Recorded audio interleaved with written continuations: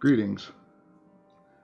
Many scholars and amateurs have speculated as to the nature and possibility of the composition of the Danger Six. The timing of such a group of people, combination of skills and equipment and allies, seems nearly impossible and fortuitous for the events that started to unfold on May 1876. It's been speculated that it seems as though the group was part of a much larger wheel of events, and that the group, although unknowingly, was the expression of a higher being or beings bent on manipulation of events that ultimately played out. Specifics of each of the members past have been largely lost to history, so any in-depth research into their past remains purely conjecture. This is an excerpt from the foreword of the 17th digital abridged reprint of the annotated Trials and Tribulations of the Danger Six, in a foreword by retired Lieutenant General Howard Lockland, U.S. Army, November 2027. Welcome to session 29, I looked it up, of our Deadlands. I can't see it.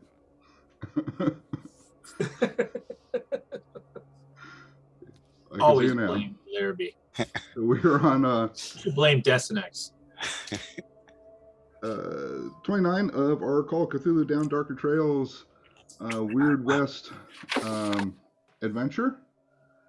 And our group of the Danger Six is now all back together again, and we all seem to have signs. No reason to recap this one because we just did a pre-recap and little double check of character statistics, and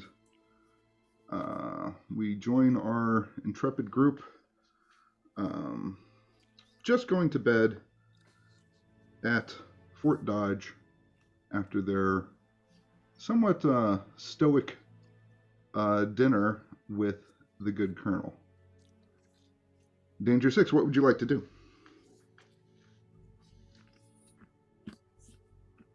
Where do they have us quartered? Relatively near. It's the billet that probably a lot of Fallen used to have. Yeah, that perhaps where some of the scouts were before their untimely demise less than 24 hours. So it's good luck. Good luck. Yeah. Yeah. Totally portends fine things. Dead man's bedding. But there's no bars. You're in a much larger barrack that they have hastily put up a couple tarpaulins between your beds and more troops in the rest of the building. Well, now that we're in a more stable facility, I can certainly use the doc to take a closer look at my wounds since I'm still pretty hurt. I can do that's that. Probably the first thing we should do. All right, so who needs some medicine and Oh, I could use a whole heat. Yep. All right, while he's poking and prodding, I will go ahead and regale this tale to the rest of the group about what Edward and I found, which you already heard, about the strange contraptions they seem to be making here. Are we in the barracks right now, or are we somewhere else? Can they hear us? Yeah, I think. Well, that's why I figure we're talking lowly amongst each other. Okay. As long as we're careful not to be overheard, that's cool. You know what we could do? All right, go ahead with your story, Vince. All right. So I'm going to roll for Barnett. Good Lord. Yeah, that's not going to work. Then That's a 99. you did well, right? I rolled a 99. Oh. First you shoot him, then you kill him with malpractice. He now hurts. I may have put the buckshot a little deeper into his ass. Was that you or was that the Vance? I don't remember who I shot. No, that was me. I'm sorry. It's been too long, and I could dress the wounds, obviously, but anyway, I'll make it. I'll dress the wounds, but he doesn't know I failed it. You might want to throw a little bit of luck into it so as to at least avoid hurting him. Well, so I mean, I could.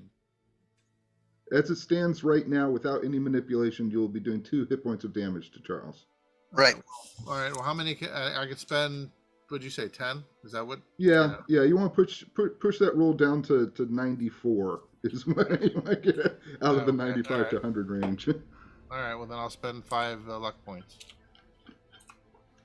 All right. Well, Charles, it looks like your back is a hopeless case, and Well, a little faster. All right. Who else needed healing? I did. All right, Edward. Yeah, no problem with you. Okay. Obviously, you're a compliant patient. Walt, what's my safe word? How much does it heal?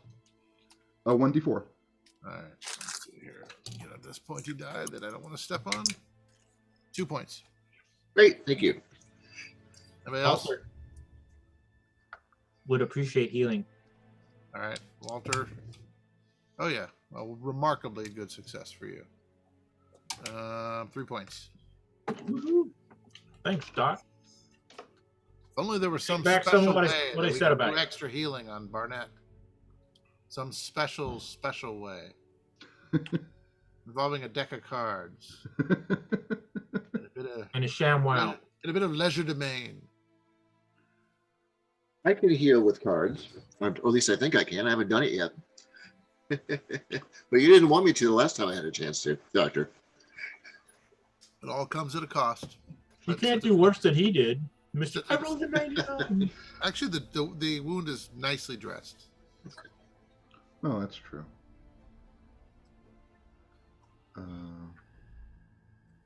Well, if you think you can do something, Edward, that's going to Yeah. get our tracker in the saddle a little bit better. How do we do As this? long as the tracker feels that he wants to let him. Yeah, of course. What's the worst thing that could happen? 0?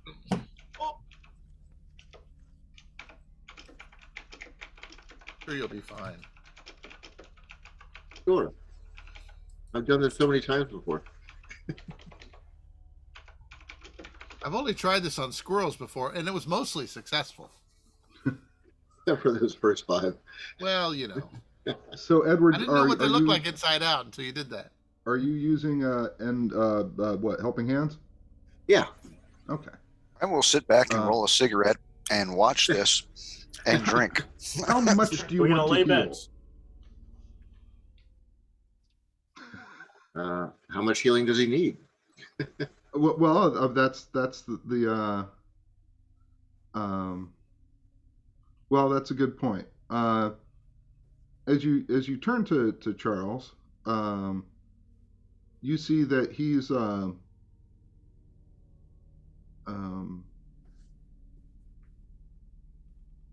of almost sitting, contemplating it, like looking into the little stove fire, a potbelly stove kind of thing, and he's just sort of he's stroking his right ear like he's trying to listen to something, but you and go ahead and roll a arcane no roll, Edward.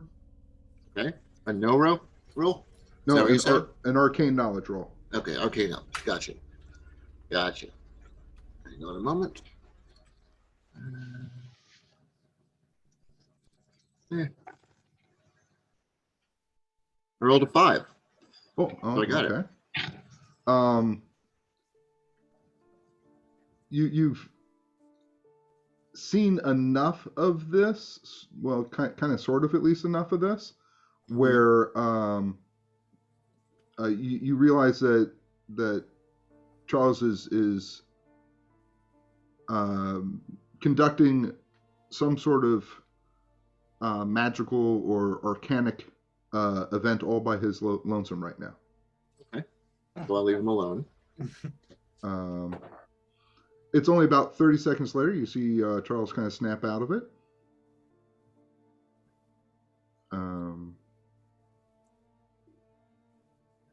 Are you going to still play the cards? Well, would you like me to help you out, Charles, or? Every little bit can hurt. Well, it could, but I'll trust you on this. Okay.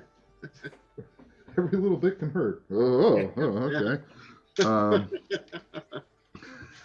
right. So how should I do this? Do you have a deck of cards on you? I do. Excellent. All right, so give your cards a good shuffle. Yep. I just finished randomizing them. All right, and I want you to draw a random 5-card hand.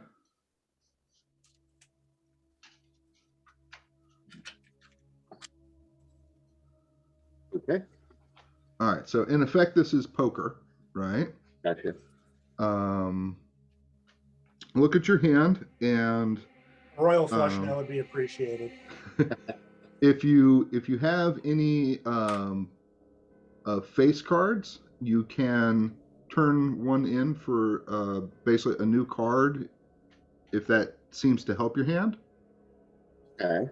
So let's say you have total junk, but you happen to have whatever a jack and a king, right? You could, with those 2 cards, junk those and draw 2 new cards. I understand. How about a joker? Joker is wild, literally. And number cards, I have to keep. Yes. Okay.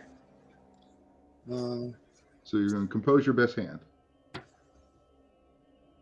Didn't do a good job there. Okay. So I did that. Okay. Mind you, on this one, a very minor heal is if you have a high card versus the 2 cards I draw. Okay. Which should be fairly easy. Uh-huh. So do you have something? Do you have like a pair or something like that? I have a pair of aces. Okay. A pair of aces will heal 1d4 plus 1.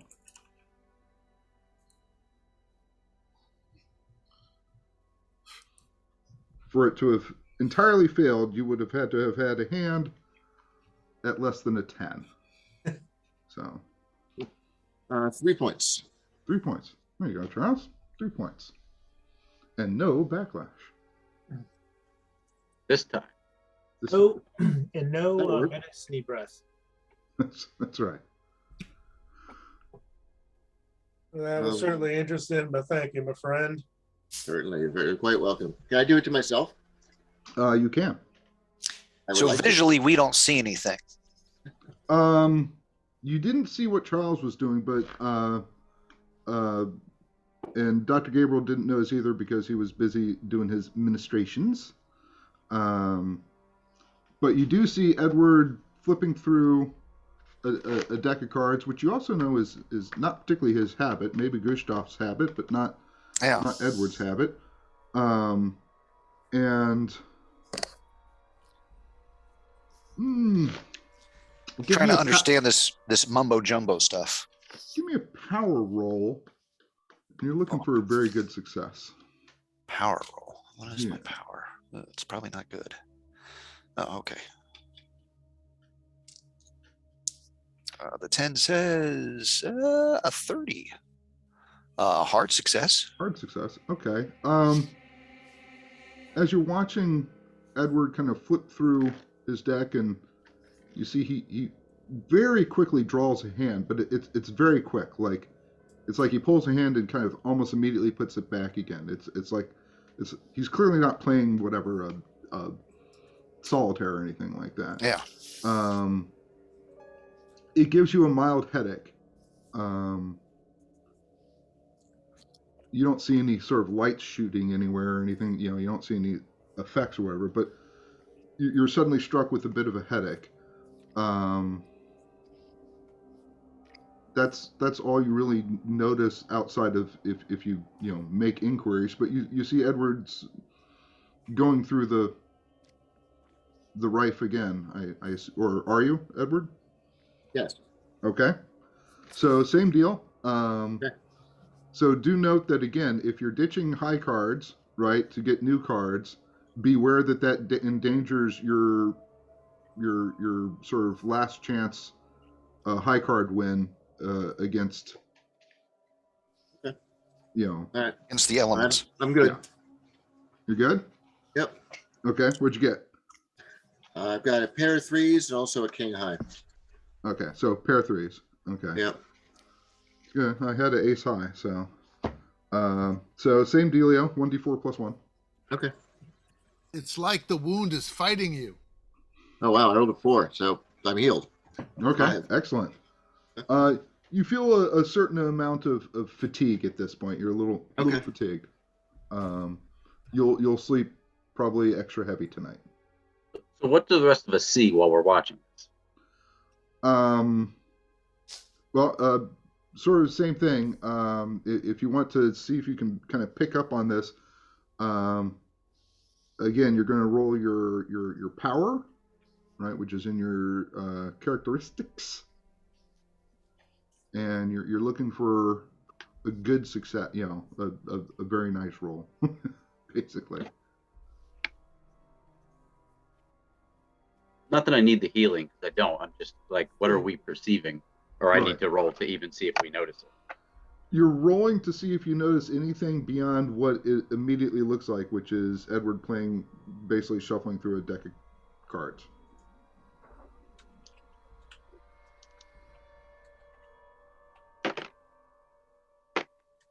Nope. Nope. Okay. You just see him just kind of. You don't even see him pull a. You don't see him even pull any cards out. You just see him sort of rifling through the deck is all. You know, it is late. You're very tired. By the way, don't ever let me play cards against you with this deck. It's a marked deck. I'm just just warning you. It's cleverly marked, but it's a marked deck. If it wasn't cleverly marked, what would be the point of it, right? Duh, Aaron. So okay, so yeah, so you just see him rifling through a deck of cards. It's So great. Tired, but great. yeah. It is not terribly late. It's not like 11 o'clock at night or 1 a.m. or anything. You have had a difficult day, to be sure. The dinner was the dinner was fairly late, come to think of it. So it's probably around 10 o'clock at night. Yeah, I'm racking out for the night. I think it's safe to be able to sleep in here without something eating my face off. Hopefully. And now we're going to get our face. Now there's going to be a face-eating leopard. Thanks, Vance. Well, if there is, I'm going to sleep through it. Well, yeah, I guess that's true. Yeah. So at least I won't have to be woken up by Gustav screaming. He's been doing Hey, fine lately. I've been pretty good. I've been good. Yeah, he's been good for a while. Which But should we're worry not you. anywhere where he's going to be any good anymore. All right. Is anybody doing anything else, or is everybody bedding down, or?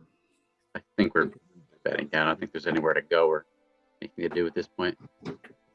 I'm not going to, try to sneak around any place and stick my, what in it.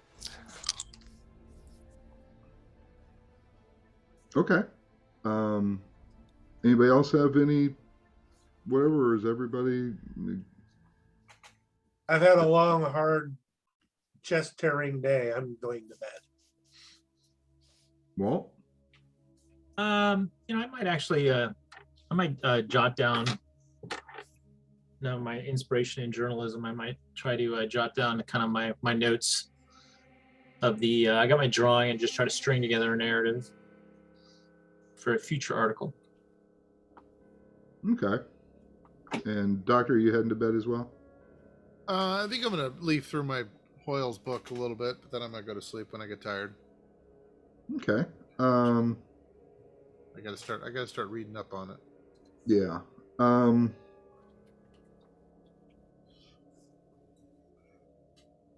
Give me a idea roll.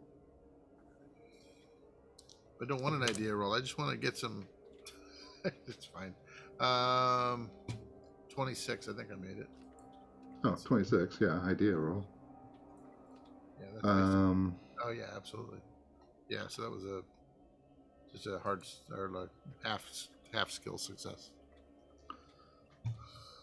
okay, well, you read your book and you actually end up kind of nodding off reading to the book, reading the book. Excuse me.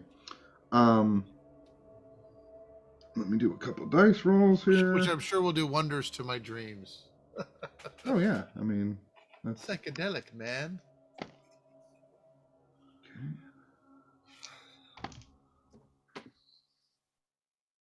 okay. All right.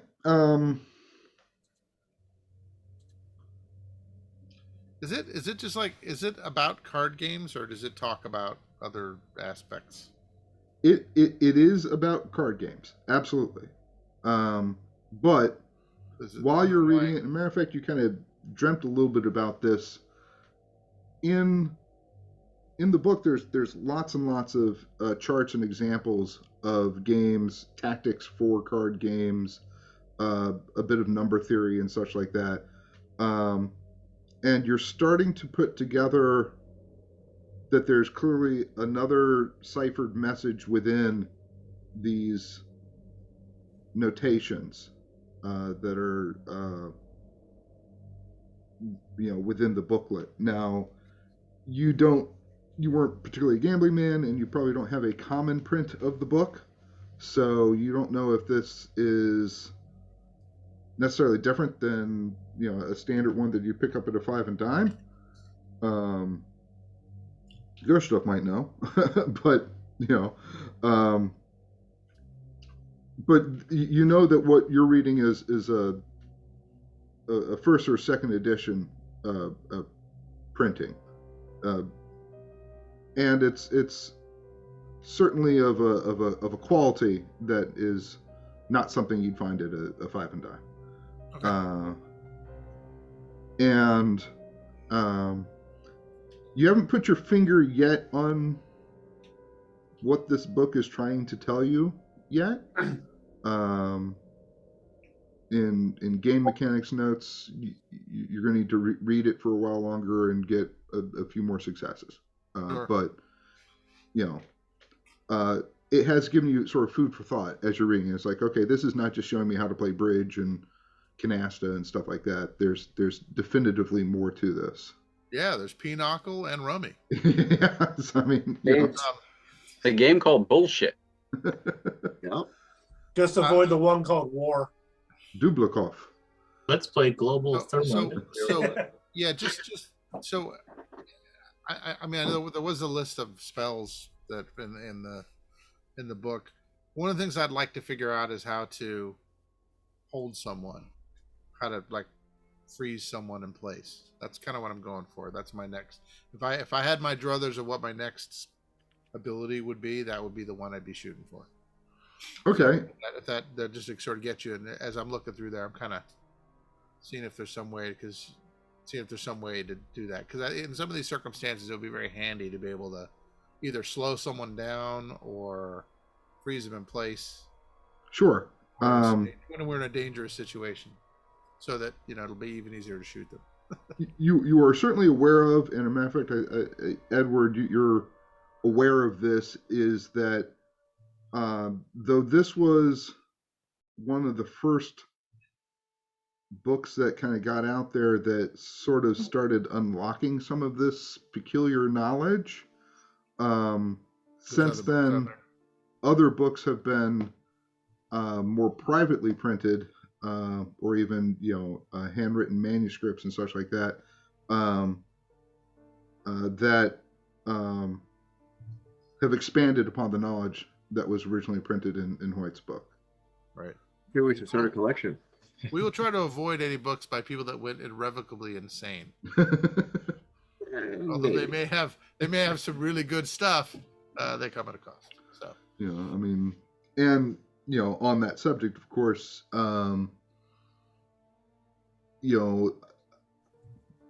there again seems to be, and you've come across this concept before, of there seems to be two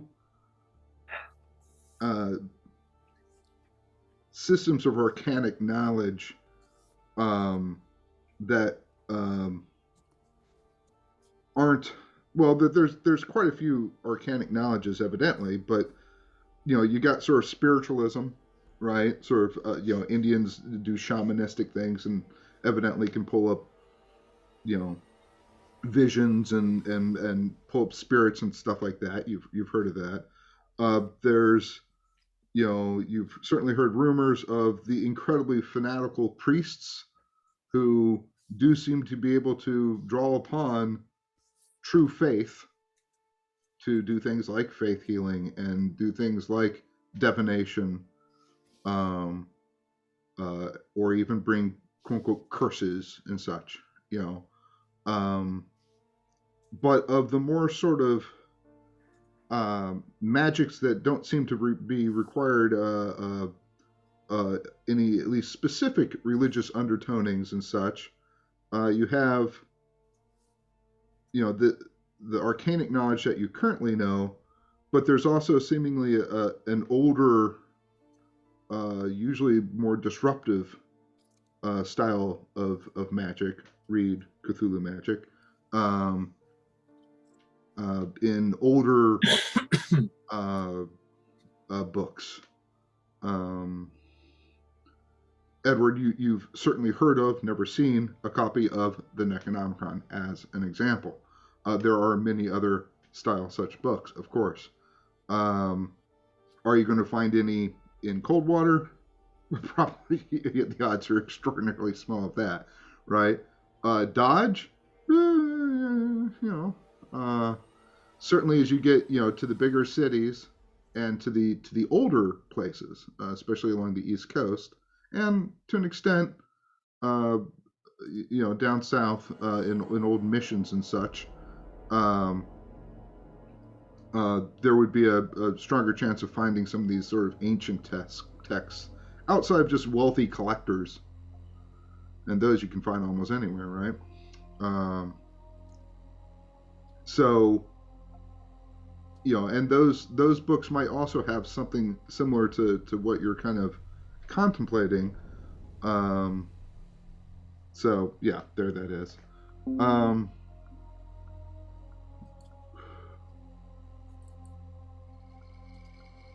Sorry, just catching up on some messages.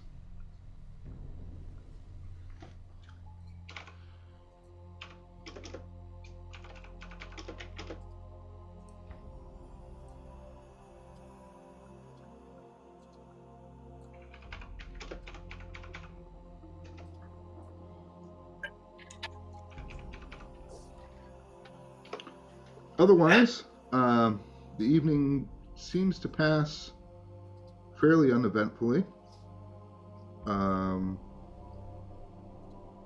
The people with military background kind of snap awake when they hear the morning bugle call. Everybody else sort of like, oh, what the fuck? Oh, right, we're in a fort. So revelry is done, and all that kind of good stuff, and At a sprightly 4 a.m. and you hear, obviously, almost immediately, there's quite a bit of movement behind the canvas that they threw up for a little bit of privacy for you. Lots of ruckuses, coughing, clearings of throats, etc., etc. Closest John. Not gonna belong as usual. Oh yeah. And Gary the farter. Don't forget that guy.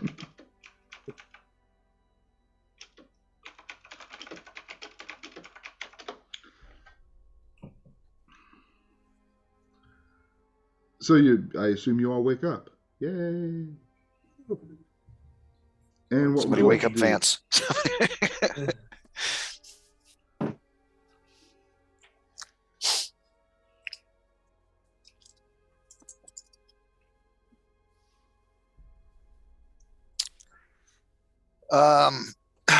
Once I wake, I guess once I'm woken, I will of course, get dressed, and first thing will probably be figure out where the mess hall is and swing by to where they left the corpse.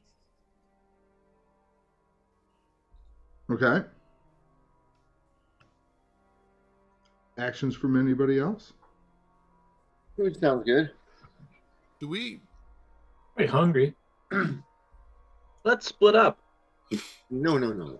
So I think we were going to at some point talk to Major Wheaton, who is the intel guy, to sort of compare notes with our map and his. Although our map sucks and his is nice.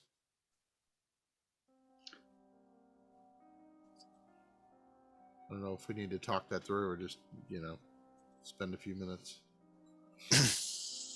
I think what might happen is that the corporal might show up and tell us that we're supposed to meet with him at some point.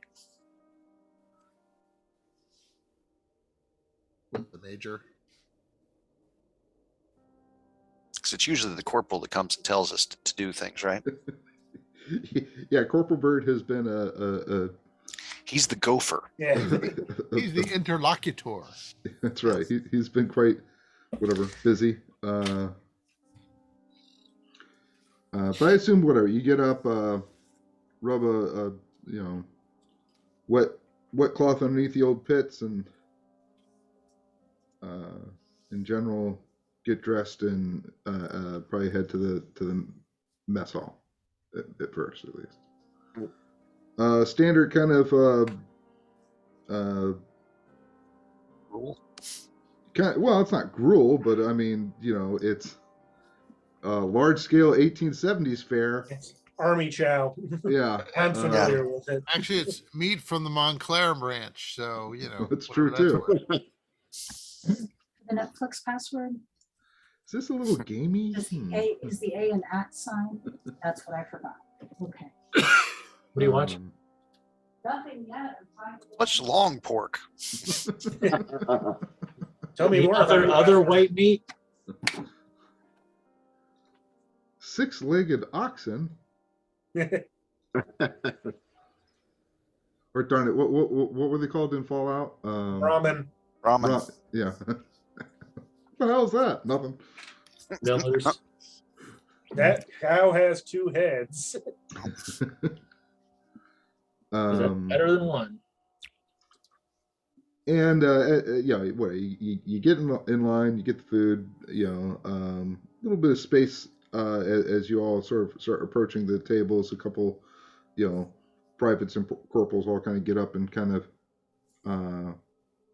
allow you a bit of space as you're kind of guests. A lot of you have no idea who the heck you are, but Scuttlebutt has at least circulated somewhat by now that We're the Danger Six. that's right. And you're, as I say, you're left largely not to your lonesome, but you got a couple feet distance between you and the next people along the really long tables in the mess hall. I think some of us need to hit the bathhouse when we get into town. That's true with almost everybody in the Midwest and West at this time. Yeah, everyone who's met you has said the same thing. Yeah. What? Wash off this protective layer of dirt that I have? And as you get through a good chunk of your meal,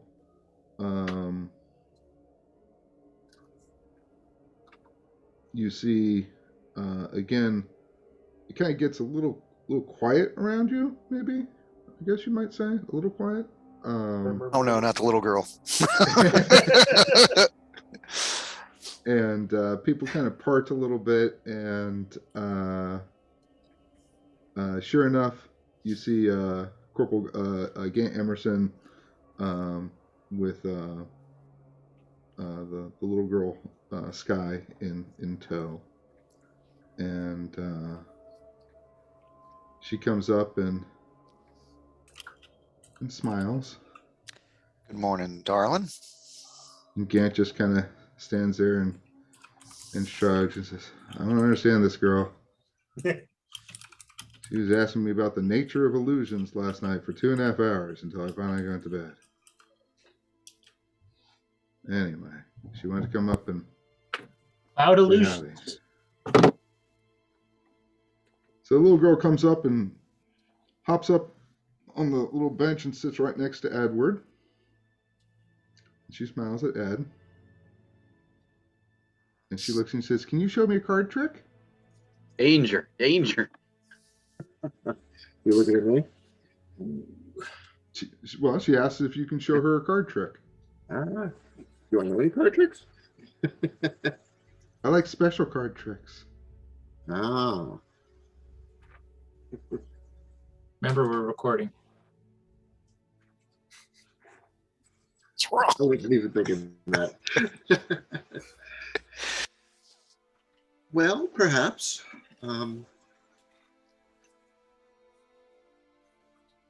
Hey, doctor, you know any card tricks?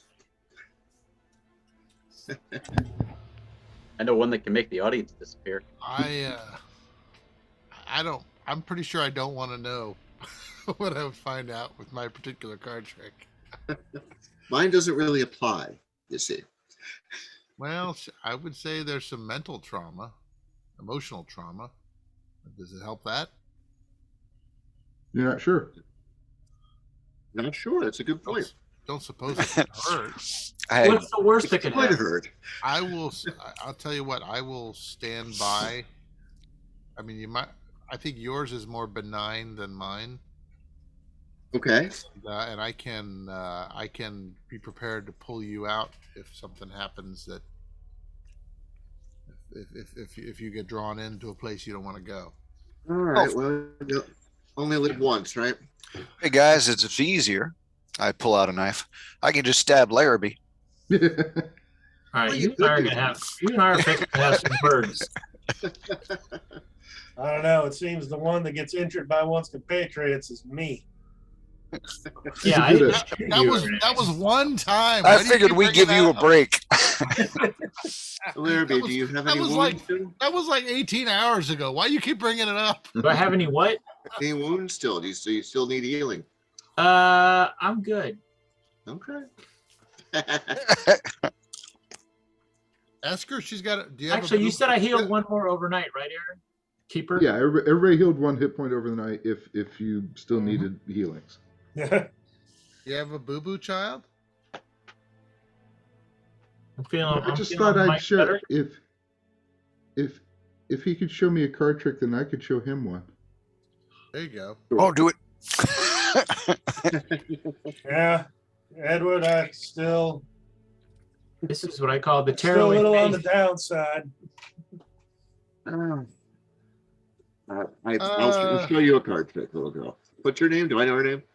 Guy. Hi. Just simply as Sky. Okay. I'll show you a card trick, Sky. Okay. I guess I could. I mean, if no one's hurt, I guess I could just. Oh, I'm No, still hurt. Carl's. Yeah. Yeah. Okay. tr- Well, I'll work on you then. Does that sound good? All right, so Keeper, I'm going to pay really, really, really close attention with sort of Okay. with my arcane skills, because and I'll just explain what I'm worried about. So I'm worried about that she's got some sort of connection to some other being or creature or something has taken over her body, Right. Okay. something that's extremely powerful. An If ancient. things start to spiral out of control, I want to be prepared to pull them away or Justified and ancient. to intervene to try to break it off if something happens that we don't want to happen. Okay. Okay, that makes sense. right. I'm gonna watch the little girl. Yeah, so Edward, first roll your arcane knowledge with advantage.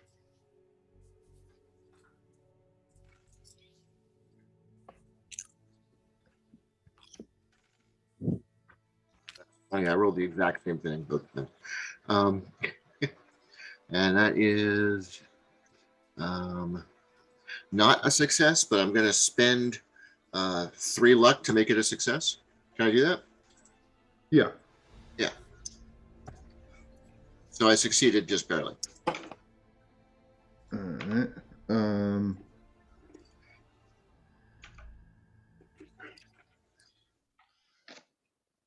Okay, so that would not be um, a success that you can check off.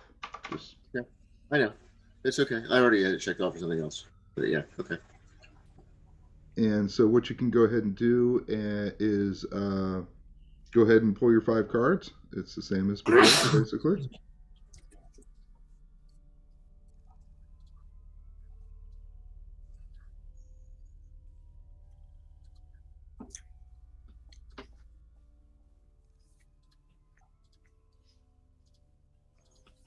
Okay. All right. My hand sucked. I have a Joker high. Sorry, not Okay, a Joker, a Jack high. oh, I was going to say, yeah, Joker high. You know, you can. No, it's a Jack high.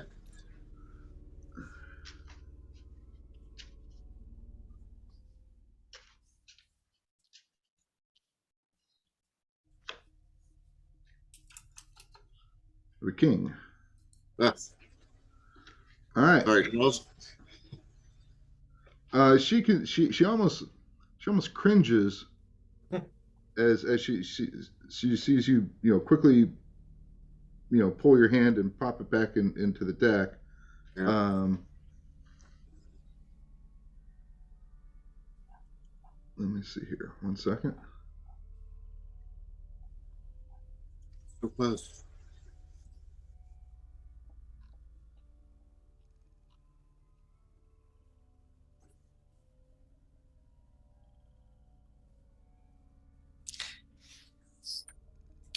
He moved so fast, she got a headache. I know that.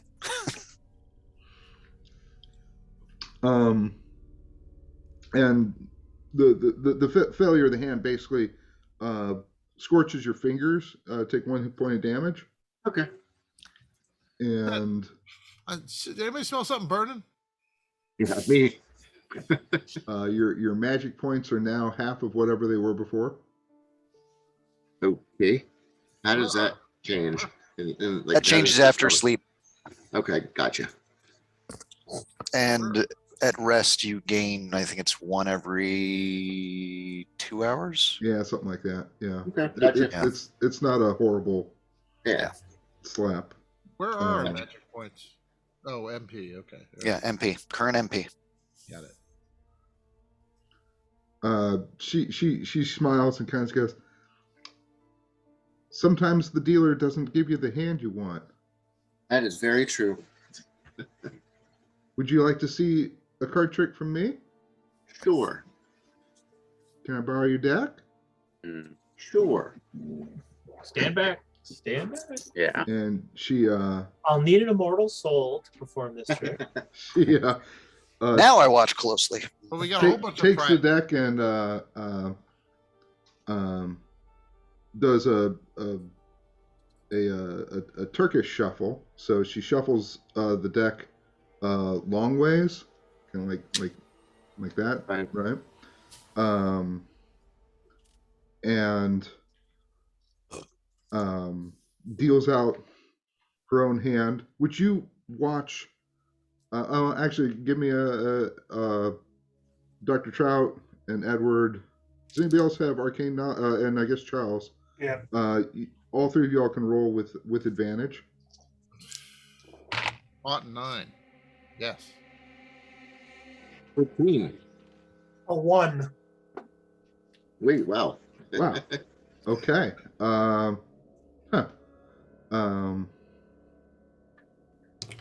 You create cold fusion. Who knew?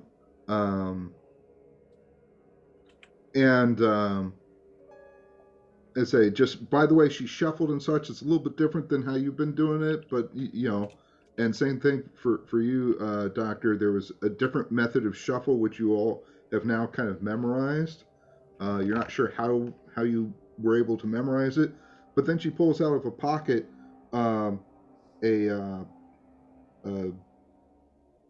two pieces of 8 and smiles and puts it onto the ground. You have now learned the trick of trinkets, which allows you to reach into a pocket or bag or something like that and pull forth minor mundane object that you were just hoping you had. It's not even to dumb. It's a way to bypass dumb luck in a way. You can create nothing of particularly high value, but if you happen to need a hairpin, you could create a hairpin. If you happen to need a match, you could create a match. If you happen to need a whatever, just a little something that you'd find in a pocket. Is that a hex? It is. Okay, thanks. That is a very That is an cool excellent skill. tip. If you're curious, that would be on page 163 of the book.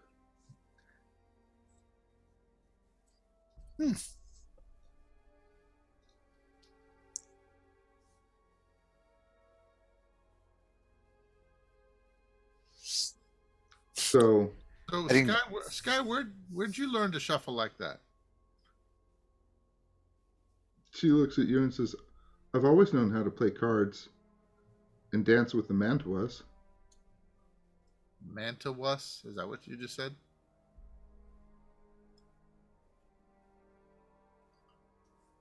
Take a note of that. Figure out what the hell that.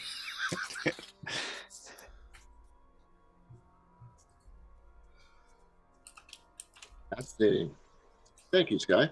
So Sky, where do you think you're going next?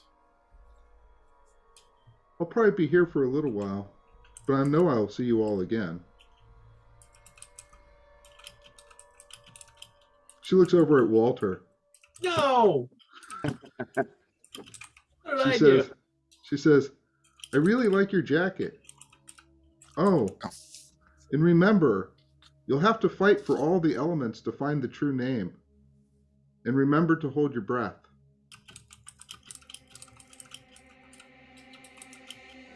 I'm gonna write that down while it's so fresh. Yeah.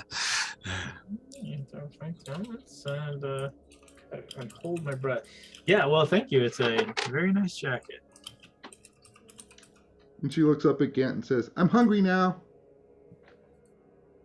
And Gant kind of shrugs his shoulder and says, hey, man, it's better than 2 hours of talking about what's illusion and what's not. Cloud illusions.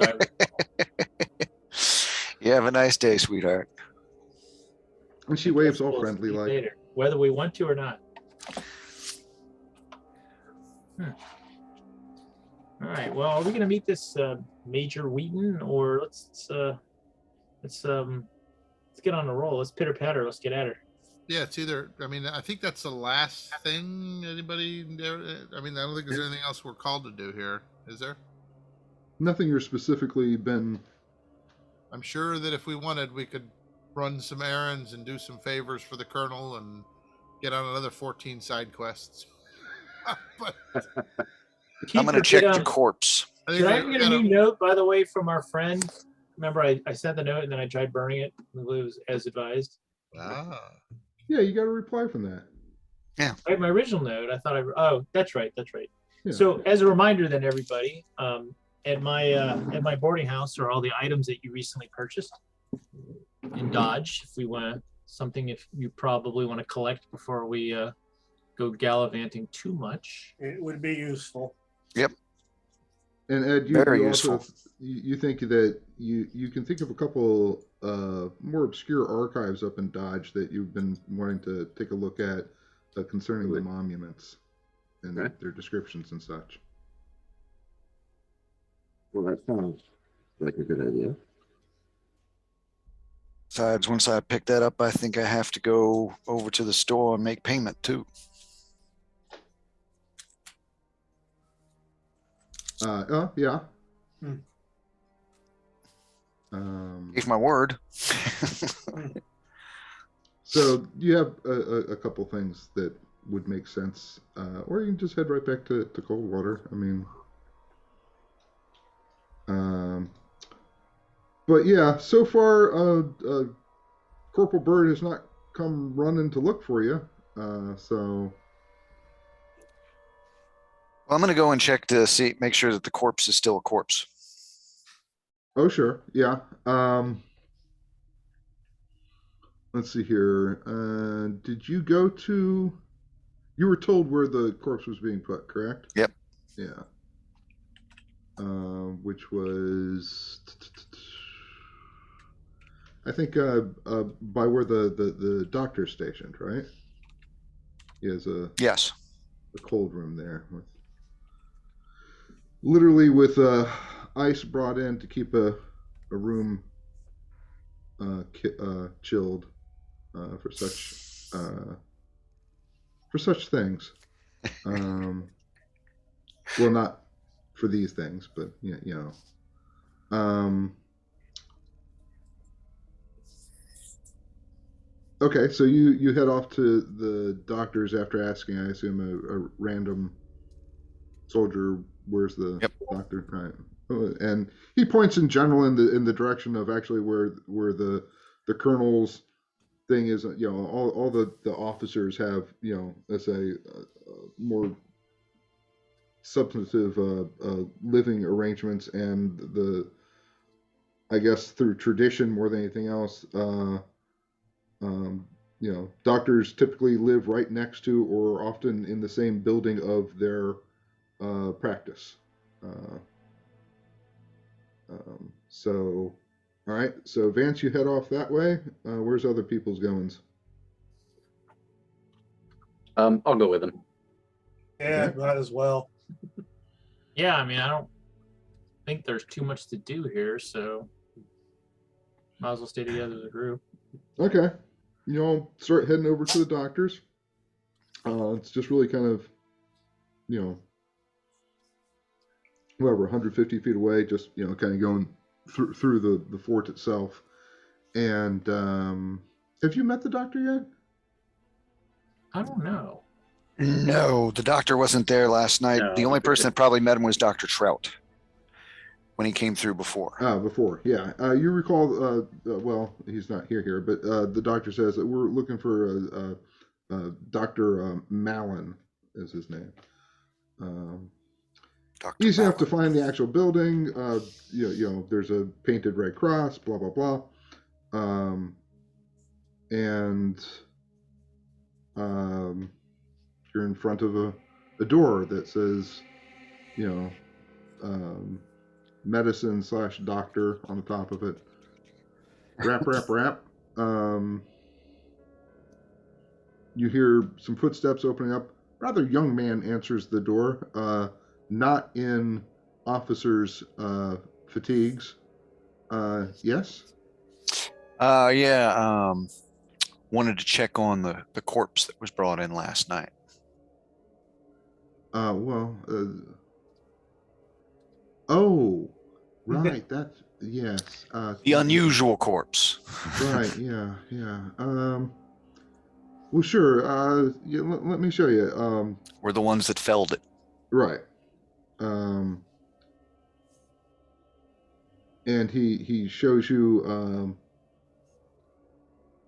through. I say there's no waiting room per se. So it's not like a classic doctor's office by any stretch of the imagination. It's much larger. It's a bit of an infirmary. Yeah, it's And a big then- open area, and there's probably some sheets that hung up that, you know, take you back into a back area where they have the bodies or the Right. examining area. And he comes up to a door, and he sort of fumbles with a key, and it's a big sort of double door affair kind of thing, and half of the clearance, once the door is opened up, there's sort of a metallic looking chute off to the left, and then there's some stairs going down to the right. The stairs transition from wood to kind of a carved out of the ground, kind of crappy stone. Sort of as sandstone for the most part. And it physically gets significantly colder as you step down the steps. The corporal kind of shivers as he goes down. He says, "Oh, I hate it down here." And he picks up a lantern at the turn of the stairs and lights it up. And you come to basically a large ice room. And though it's not quite freezing, it's Cold. it's quite cold. And there's it's a morgue basically. Not many people in the morgue, thankfully. But you can see in kind of one corner, large table with a linen over the top of it. He just kind of points the way and he kind of steps back and he hands you the lantern. All right. Go over and make sure it's still wolf form. Pulling it back, it is still wolf form, but from what you kind of remember, it's not near as wolfy as it was. Mm. It seems to be, I don't know, maybe it was your imagination on how wolfy it was last night during the heat You of don't need everything. imagination. I have this beautiful drawing. Oh, that's true. And I think it was a critical success. It was like best piece of art ever. That's right. So do you pull out your drawing and kind of do a stare and compare? Notice the Yeah, careful the elongated, differences. notice the Alright. elongated snout That's right. and the extra length between the first and second knuckle. And so you do a comparison, and yeah, this, I mean, it's still definitely woven, but it does seem as though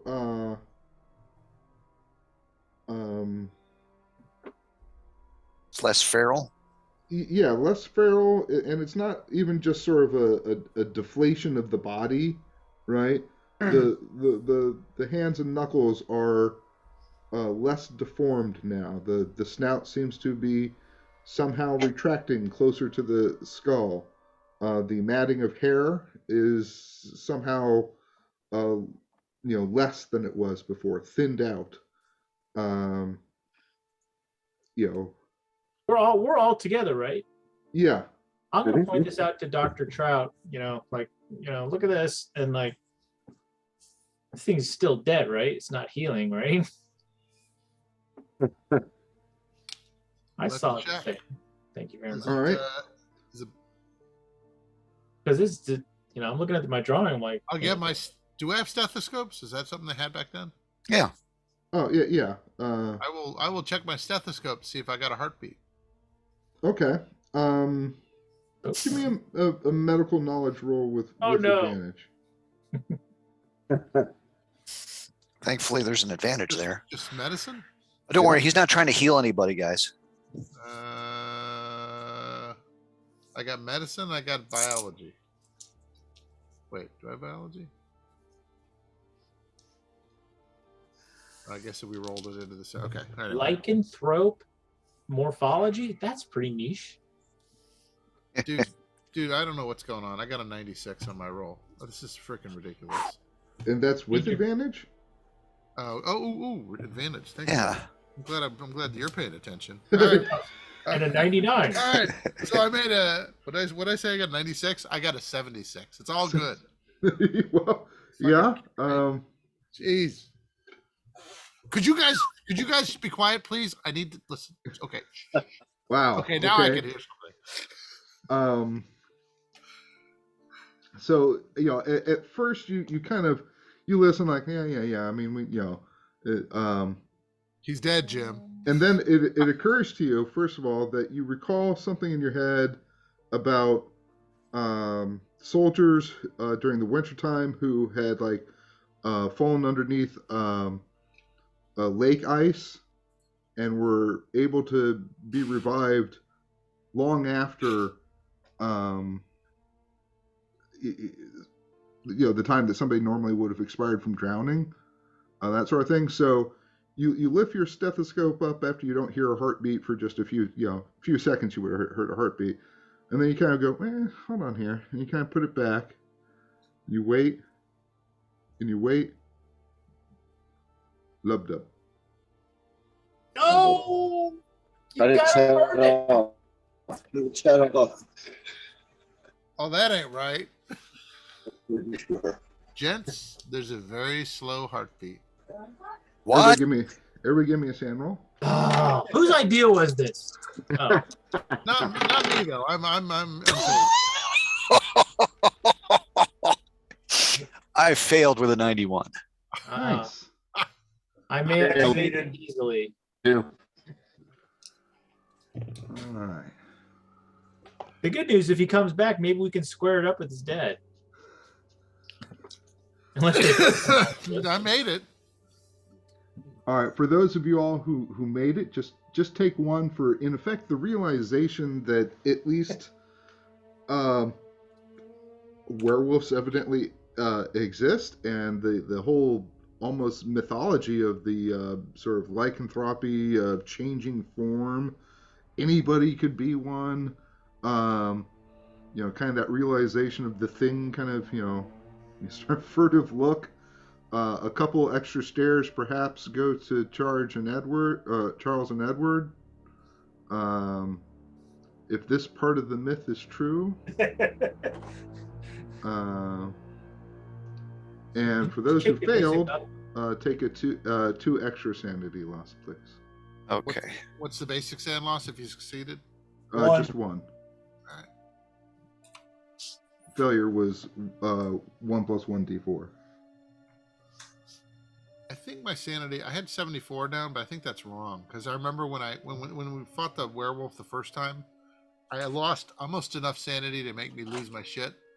What's that threshold? That's what 10%, isn't it? 10% of your current? Yeah. Yeah, I had you as current sanity of 70.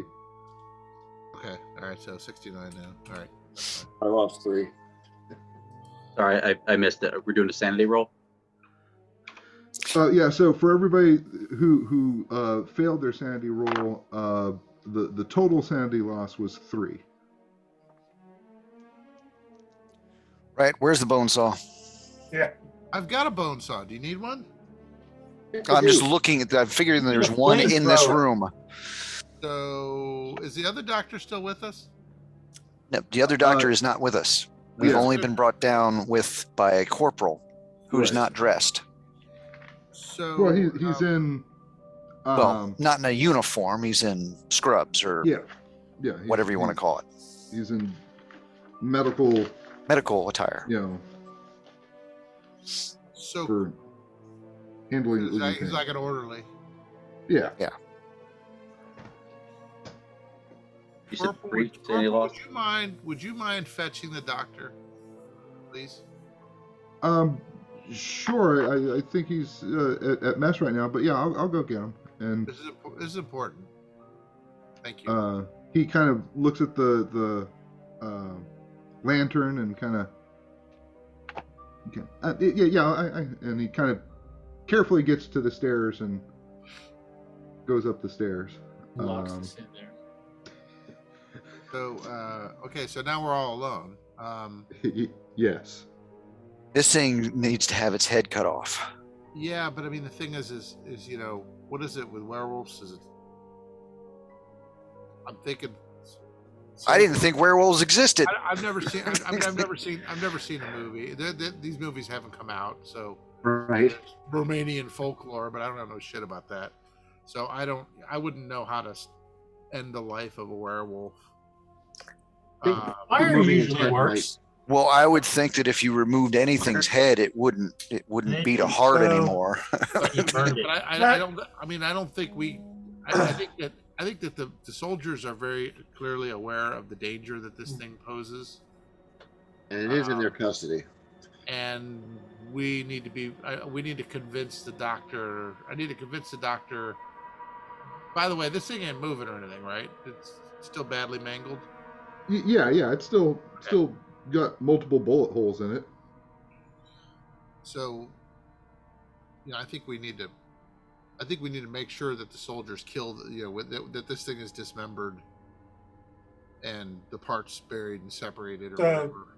Something. Quick question for the keeper. Back when we first encountered this thing, I made an arcane knowledge roll that allowed me to identify this as a werewolf. Yeah. Would that roll give me any insight into how to properly dispose of said werewolf? You recall something about silver. I mean, I would say putting a silver spike through its chest, through its heart, would probably be a good thing, but or its brain, or both. But we don't happen to have any silver bullets, do we? I'm not going to let you dumb luck that one. No. I mean, Well, it just so happens. Not- well, I just happen to have one in my pocket. But the bad news is it's for a BB gun. I happen to have one in my pocket, in the So, I jacket, mean- hanging so, I up mean, in my we- office back in Coldwater. So we do actually have the access to. We could in Dodge City. We could probably find some additional resources. I'm sure Edward could. That Yeah. will maybe give us an answer to how to deal with that. But we definitely need to warn in my opinion, we need to warn the fort. Yeah. Because what I don't want is this thing to come to life and kill 50 soldiers on And its come way after on us. its way over the wall. So yeah, I just assume this thing's life be ended forever. But we definitely probably have to get. I would suggest that we have to get the buy-in from the military guys. It's just a body Yes. to them. Yeah, you Still did herbs, notice burning it, on the beheading wall it. there is a note clip with paper on it with some notations on it. Ooh. I can read doctor's handwriting too, which is a whole different language. Yeah, can I take a look at that? Sure, that would probably have been almost an instinctual thing for you to do anyway. Look at this chart. In effect, looking at the chart and reading through the notes.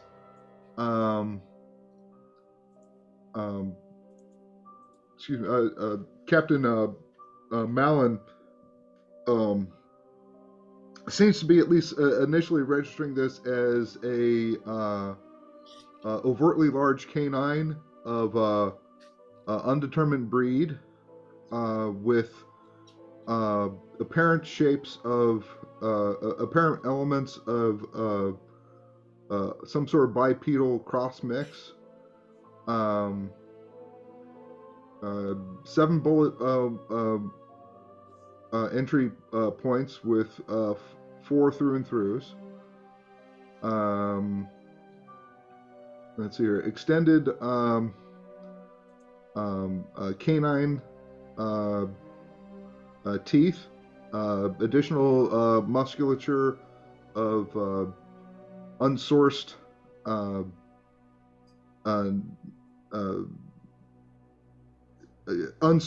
and then like a little notation saying need to look up anatomy of wolves and canines, kind of parentheses kind of thing. So here, several blood samples have been collected, saliva samples have been collected, stool samples and samples from intestines have been collected. Plan for autopsy on today's date. Notations on the autopsy will be removal of stomach contents, general examination of biology systems. So you get the impression that the doctor's planning on slicing this sucker up today. Well, I'll be happy to help him with that.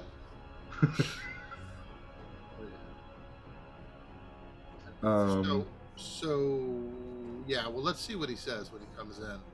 So we'll wait for him to get back. Any other thoughts while we're here together before he shows up, guys?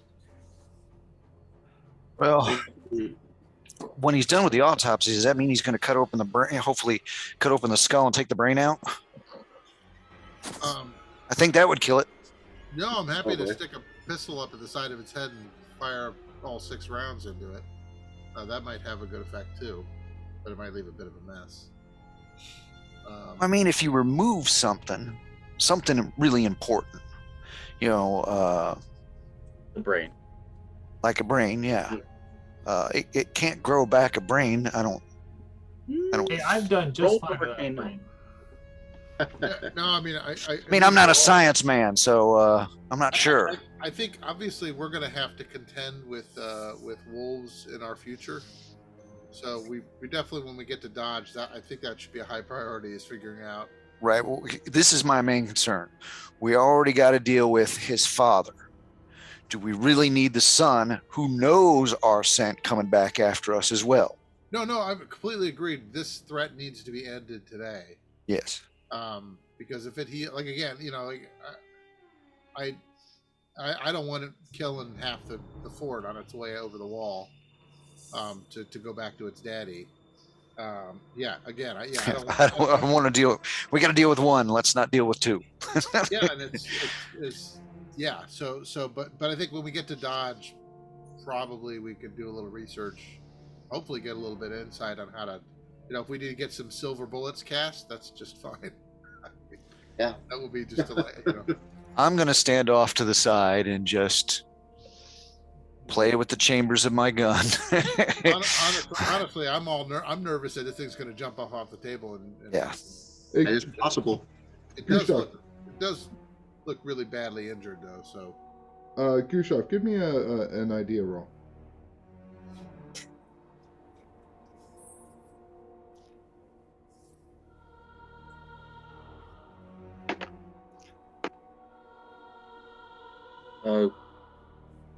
Improved success. Got 42 out of 85. So it occurs to you, what did we do with the body of the other one? Did we cut the head off? You just skinned Or it. did we skin it? No, that was a normal wolf. Or was it? I tell you what, without his skin, he's going to be real mad. We're gonna face 3 wolves and one really angry naked one. One with those Grew back like I was curly.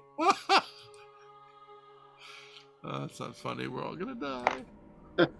It's been a while. I don't recall. I thought we cut the head off. I thought we cut the head off one of them too.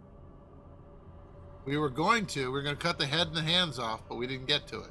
Right. We were interrupted. Yeah, by Daddy. Oh, is that when I touched the sack? Oh, sorry. Yeah, that may have that may have been 7% my fault. Yeah, sack fondler over here. Try to get him to not fondle the sack. Didn't I'm just looking over some of my notes here. Didn't we have one of the wolves that we killed that one of those worm things crawled out of it? You had a spirit pop out of. Yeah, that's Yeah, so in these encounters, when we killed the physical, a spirit one replaced them. And then when we destroyed the bags, the spirits disappeared. right. So we had 3 spirit wolves, 1 spirit werewolf, and we never got Daddy down far enough to determine. if No, he got away. I don't even think we were that close. No. It wasn't like a close thing. I think he was actually like, wow, that actually kind of hurt. Okay. So yeah, you skinned 2 of them. I know at least you skinned 2 of them. Mm-hmm. Yep. And pretty much right after that was when the sun shows up, and then while the sun was still there, Daddy showed up during the sort of the Post time. Yeah. the So the way I remember it, we rode on, found another sack. I shot it. Sun popped up. We killed him. As we were getting ready to do something to that corpse, Daddy showed up, and then all hell broke loose. right, yeah. Or hell Bruce Luker. But I think you only managed to skin two of the Yeah. initial wolves, Yeah. One And then- very badly. and you weren't cutting off feet and toes and stuff of them. No, they were because just normal wolves. We were just skinning them. Yeah. From your all's at least point of view, they were just normal wolves. Yeah. Now Gustav is questioning: were they normal wolves, or were they wolves that were just in because the younger one seemed pissed that you killed its pups. We kill its grandchildren. Yeah. Oh, Well, we'd have to look at the back of the horse where it's wrapped up. Well, that's where the skin's wrapped up, but you didn't take Right. the It's gonna We be didn't take great the when you go body. when you go in the bag and take it out. It's human skin. That's gonna be great. Yeah. It's gonna look real good. You're probably all thinking like, maybe we should check that out. Well, I think those are on. Those skins are on the dead man's horse. We had wrapped him up with our fallen comrade. Right, but as I said, that was just a concern. It was like, well, if this in your No, I think mind, those were normal wolves. I quote think those unquote were normal wolves. werewolf is somehow whatever coming back to life or has maintaining some tenuous thread of life that you thought pretty much impossible. And if the wolves before that weren't just wolves, let's say they were like super young werewolves or something like that, do we now have a problem of that we left 4 young werewolves who might be really pissed off? As just a thought. Well, shit. How much does a Gatling gun cost?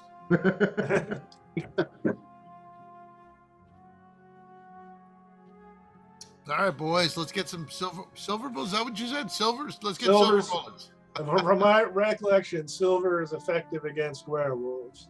Yeah, But I would what- also imagine burning it completely to ash, removing Yes. it would probably work as well.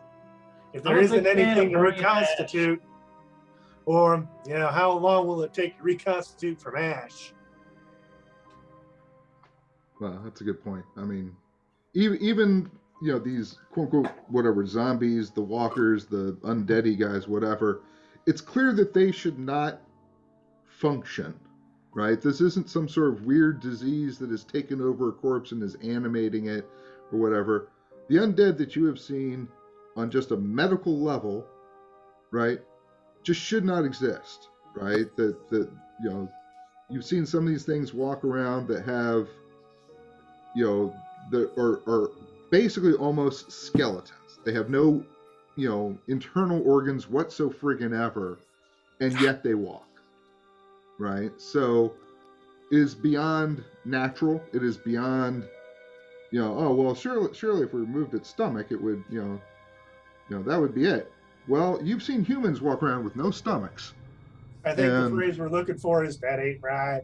Yeah, so could other creatures also have this horrible whatever affliction? Certainly within the realm of possibility. Does this mean that you need to go around everything that you happen to put down, you need to put to the fires of perdition? That might be taking you a bit too far and really time consuming. But it is something to consider, especially if it is showing a connection to these magics. Dynamite.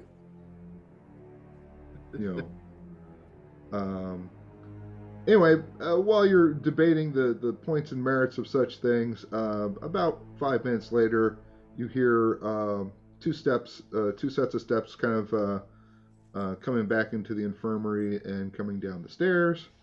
At this point, you see the younger gentleman who had greeted you before, as well as an older fella, maybe late 30s, still very trim and proper, and he comes down and then he pauses for a moment. Dr. Trout, correct?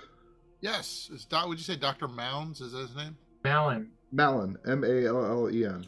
Oh, okay. Dr. Malin, great to see you again. Unfortunately, sorry to see you under these circumstances. Difficult times, to be sure. I'm pleased to see that you appear to be well. We noticed something very concerning about this corpse. Walter, you have your picture you drew of the thing from when we fought it. Yes. First, I put on my white gloves. Put it in. This is going to be art someday.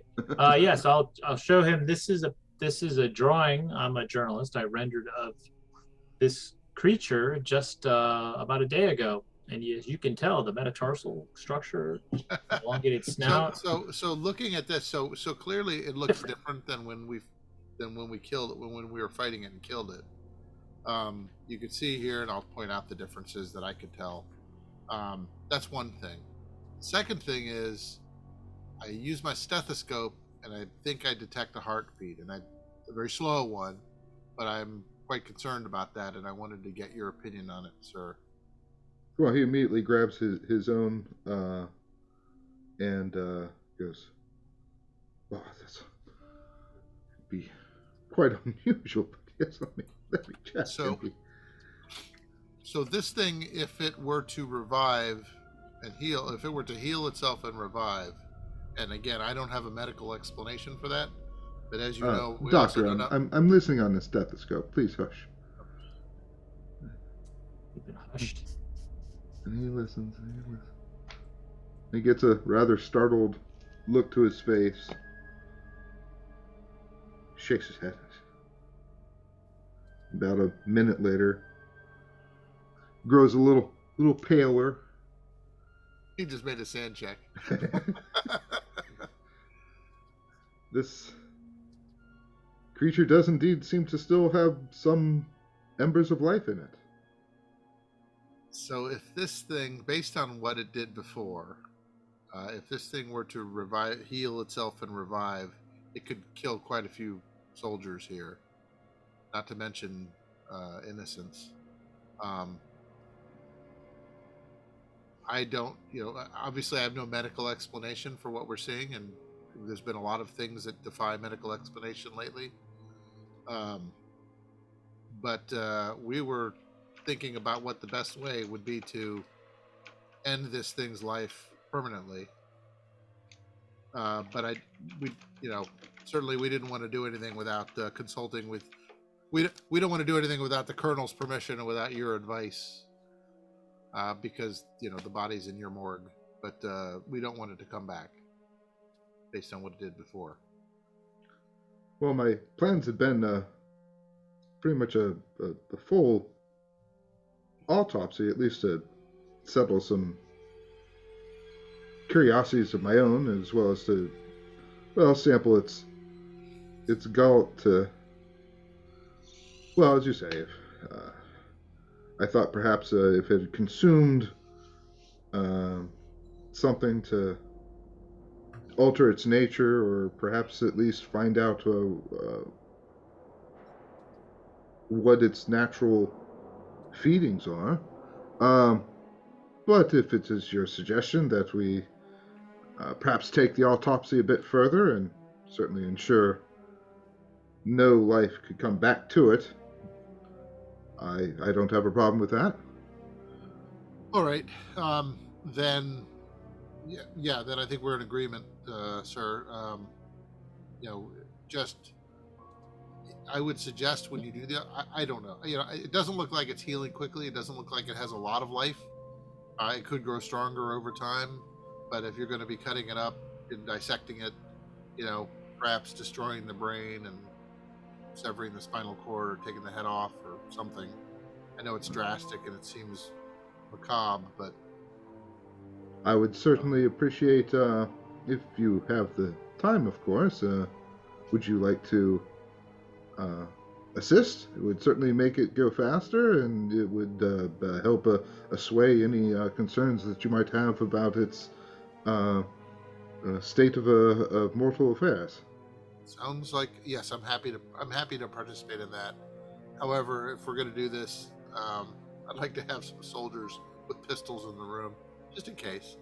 I know it's overly cautious, but I don't want to be trapped down here with something. That's what I'm here for, Doc. I didn't know if you guys wanted to stick around or you wanted to head off to Dodge, and I could just take care of this while you're... Seeing what's happened. Oh no. Seeing what's happened in past investigations of yours, I think we'll stick around. Okay.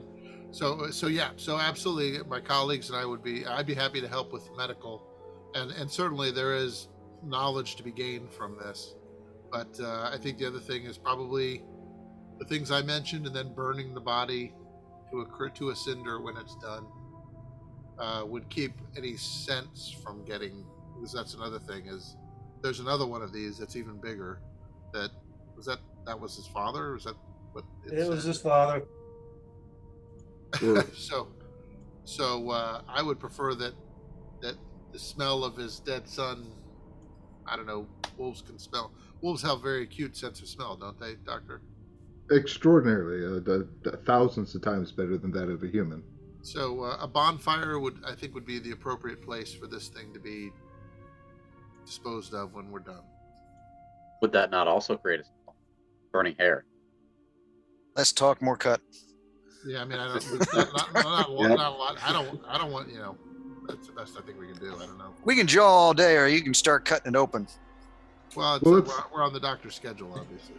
Let's I'll have some additional men brought here immediately. We'll bring the I think as long subject. as my colleagues are here, I think we have adequate firepower to we put it down once, we can put it down again, and they're not as squeamish as perhaps others might be. So, all right, well, let's go ahead and get to it then. Yeah, we can move this upstairs so it's in the light so that we can all see it in case it flinches. All right. So the orderly seems almost at this point just confused. Almost doesn't even really know what the hell you guys are talking about at this point, which might be just You know what? That's For probably his just for the protection, best. probably well. the best. And you start bringing the corpse up to the main floor. Corpsicle. The doctor says, orderly or that's awkward. His last name's Orr. Orderly. I won't say his last name. Prepare a enclosed area in the main room. So several extra tables and an extra set of equipment for Dr. Trout here. Yes, and seems more than happy to get the heck out of this room. And you can kind of hear him run upstairs with a certain amount of enthusiasm that you haven't seen from at least this person. The rest of you start to kind of, scoop the body. The body's actually on a standard stretcher, canvas, wood pole kind of thing. The wood kind of creaks with weight. You figure the figure's probably 300 plus pounds. Wow. You figure, Walt, you probably do a little quick mental kind of whatever. It's like, if it's 300 pounds now, when we first encountered it, it was probably closer to like 350. So it was a big boy. So between all of y'all, you easily though get the corpse up the stairs, and probably a little relieved to be out of the sort of gloom and coldness of the morgue. And by the time you get up the stairs, the orderly has set up. He actually put two gurney tables kind of together, and has somewhat hastily put together some additional equipment for Dr. Trout.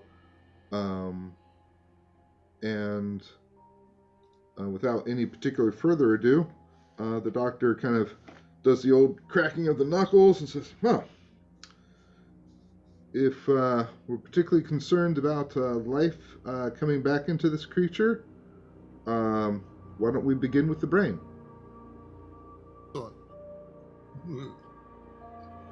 Two thumbs up. Excellent.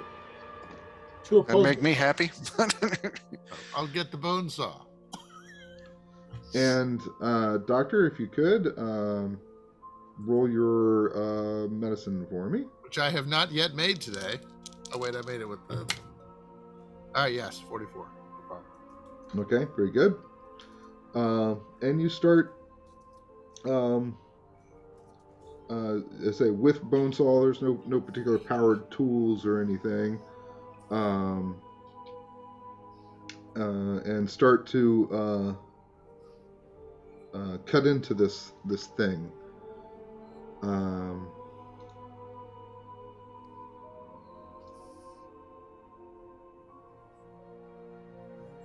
Takes time. What can I say? So, unless there's any specific questions about anatomy and morphology and such, we'll just say that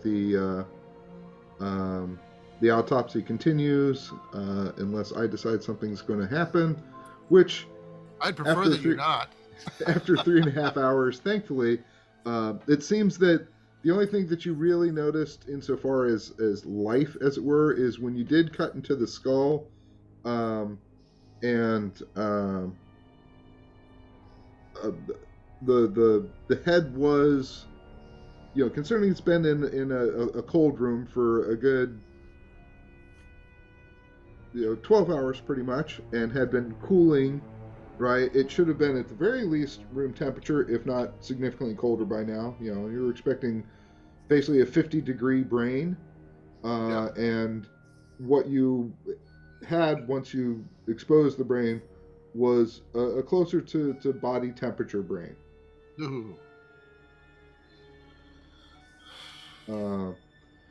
Scooping it out, the amount of brain material, a little bit smaller than what you typically find in a human brain, but it had more convolutions to the frontal cortex and such. And the Abdullah oblongata was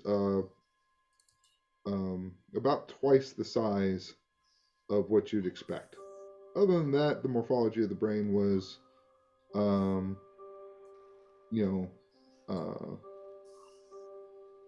not quite human. I mean, your brain's kind of remembering old brain charts of those kind of weird woodcut sketches and such, right? Out of Gray's Anatomy, not the TV show, but the book, and yeah, it's not human. You never autopsied in the past a canine brain, so you're not really sure exactly what to make of it. The fact that it was smaller but had more convolutions in the cognitive sections makes you kind of go, okay, maybe there was some sort of making up of higher order thinking with the smaller brain, but more convolutions to allow more capacitance or something along those lines. But outside of that, that was about the only sense of additional life. After removing the brain, you probably checked for heartbeat and gave it a good couple 2-3 minute listen, and no more heartbeat. Hooray. So now his dad's really gonna be pissed. And certainly interesting. Go ahead and roll for improvement on your Autopsy skill. hold on your Werewolf biology. That's the common one, werewolf biology. Don't you have that? Lycanthrope morphology. That's Yes, right. so my lycanthropy skill is a 0. So can I change that to a 1 now? Natural world, maybe. Yeah, I was going. Yeah, natural world. There you go. Oh no, this is the perfect time to roll a 15. So I have a 51. Oh, so well, that's a bummer. Okay. Oh, well, Yeah. Well, with what the doc says, that makes me feel a whole lot better. Well, let's just make sure that the scent is away by burning the hell out of it. Yeah, Gustav's point of maybe burning the like the guts and the muscles and such, probably a good idea. As far as the fur goes and the scent glands, maybe burning those, maybe not such a hot idea.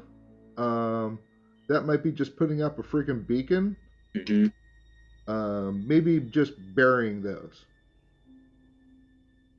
Maybe Feed him to the hogs or something. Yeah, or into the cesspool or something along those lines. Yeah, that's a good idea. Sure. That makes sense. Sure, Just, sounds good. Not trying to give away our location. Right. Perfectly okay with that. I think all of us need to have our clothing laundered thoroughly and wash up and make sure we got any werewolf stink off of us. Oh yeah, and especially you, Doctor. Just because you got a couple good blood squirts, and say you were rummaging around the intestine and stomach and all that kind of good stuff. Sounds good. About 2/3 of the way through this autopsy, though, there was a knock on the door. The orderly comes over, and you see a man standing with a lieutenant.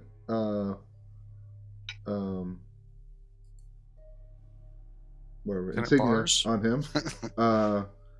Vance, you're standing guard over the wary wolf. Doctor, you're doing the doctoring. So, the orderly comes back and says, let's see here. Darn it. Yeah, right here somewhere.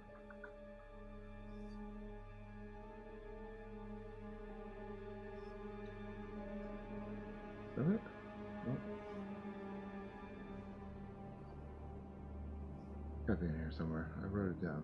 Ah, there we go. Orderly says, Lieutenant Winston would like to see one of y'all. He wasn't particularly specific as to who. Vance, you want to stay here? I can talk to the lieutenant. Sure. I'll go with you, Corporal. Sure. And just kind of brings you right back to the front door that you came in, and you see a lieutenant, a fairly burly guy, sort of waiting there. Lieutenant Charles Barnett, pleasure to make your acquaintance. Mr. Barnett, Lieutenant Winston, you can call me Wayne. Mind if we take a little walk? Absolutely. Lead the way, Lieutenant Wayne. All right. And short walk, kind of walking along the fence line. Seems to be a little bit more privacy along the, on the big wall. It's not really a fence. But the outer perimeter wall. It says, have you had a chance to speak with Corporal Grant's new little I don't know, child care project? You're talking about the little girl who goes, I think they calls her Sky. Yeah. Yeah, we've had a couple of conversations with her. Any concerns? Well, she had one for me. Yeah, I can see where that could be a little disconcerting, having been on the end of one of those conversations. Yeah, she seems to have a certain way with her that is, beyond the ken of a 8-year-old looking girl, that's for sure. Anyway, one thing that she did say is I've been working on a bit of a project, and she said that there may be time soon in which I should avail myself and my metal tortoise to y'all's use. I'm sorry, you can repeat that. I didn't quite hear you. She said that there may be a time coming soon where I will need to avail myself and my metal tortoise for y'all's use. Tortoise. Metal tortoise. Okay, that's what I thought I heard you. I thought you said TARDIS. I thought we were going in a different direction. Okay. What by Jim is this metal tortoise of yours? Well, we've been calling it a tort, I admit. I don't know how the hell she would have known that. And I assume you are familiar with armored trains and the ironclads that rolled out a couple years ago. So myself and Private Miller and a handful of others, we came to start tinkering around and based on a couple things that I saw in some magazines, and kind of let my fancy go where it may, and with a admittedly begrudgingly nod from the colonel, who seems to be a little bit more suspicious about the South starting to try to regain some traction here out in Kansas. And we've put together, well, it's kind of like an engine of a train powered by some of that ghost rock that we put on a fair amount of hardened iron on it and some linked together tracking. We've rigged up a good Gatling gun, flamethrower, a couple other weapons to it. Haven't had a whole lot of chance to play around with it, and the only time we have played around with it, to be honest, was scared the bejeebus out of the horses. Makes a bit of a noise, but well, we figured it's one hell of a safe way to travel, and it'll stop an awful lot of bullets before they get to you, and it'll let you throw out a fair amount of bullets too. So we figured it was armored up like a bit of a tortoise, so we call it a tort for short.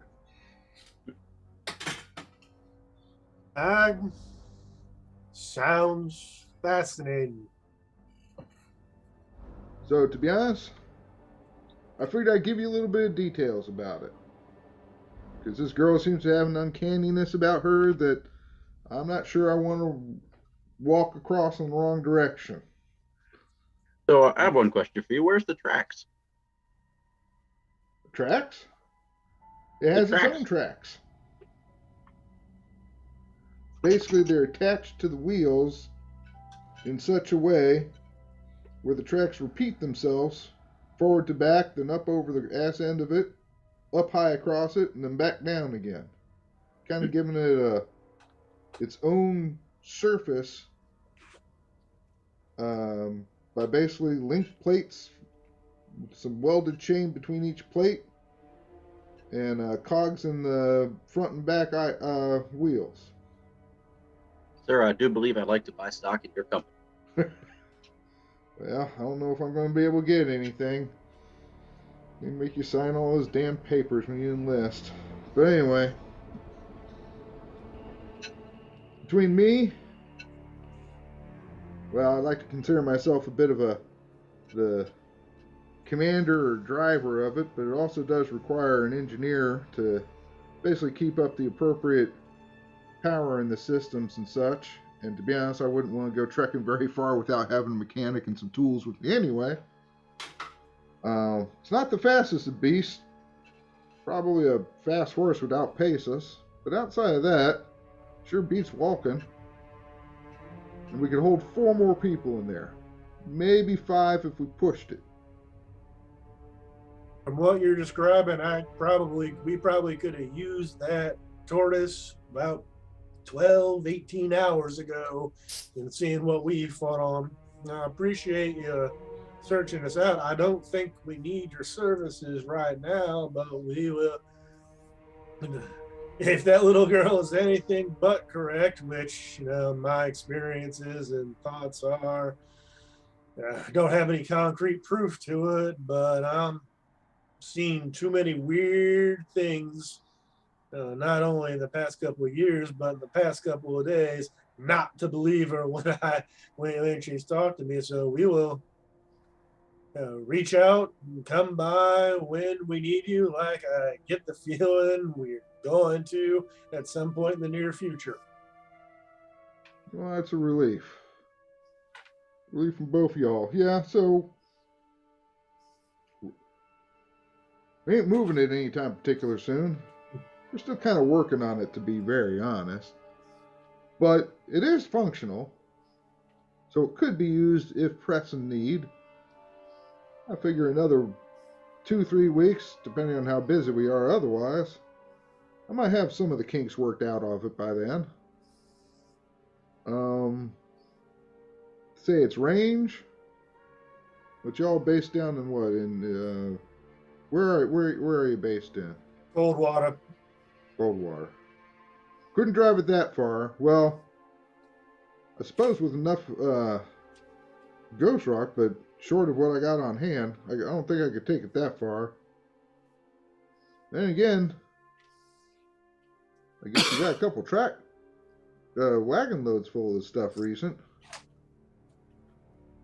But until that's released to be used, I don't know if the colonel would authorize any use of that. Probably belongs to somebody else. Range is all dependent on that rock, though, and for that matter, half the weapons on the damn thing. I get the feeling when we're going to need him, somehow we're going to have everything that we need to get there. Just call it a feeling. Alrighty. Well, now you know, and you know where to find us. Any chance that I can take a peek of it?